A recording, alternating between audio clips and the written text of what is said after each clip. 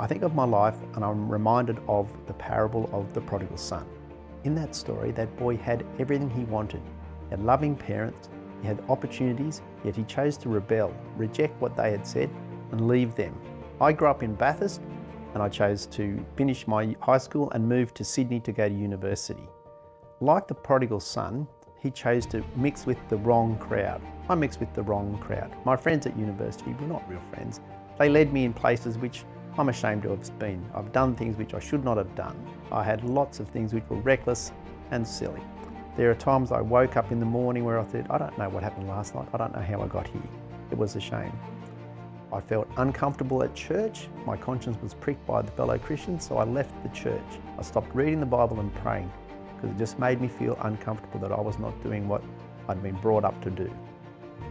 Part of my reckless living resulted in, on the 18th of August in 1989, I fell out of the third story of the on-campus accommodation at New South Wales Uni. And my accident there led me to be going to the hospital. I was in an intensive care unit for 13 days in a coma. I'd broken my skull, I'd fractured my ribs, my lungs had been punctured. Twice overnight, my parents were told by the doctors that I would not live through till the morning. However, somehow God chose to save me.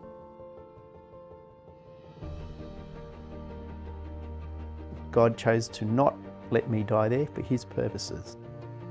I think of it, and if I were God, I would not choose me to do His will. Too much makes me go, no, not me. But God is a God, I am not.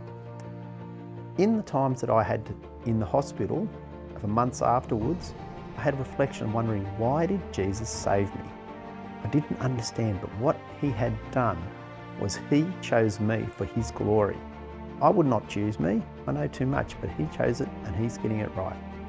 I had times where I was able to come back to the university. I've finished my degree. I've met my wife in Sydney.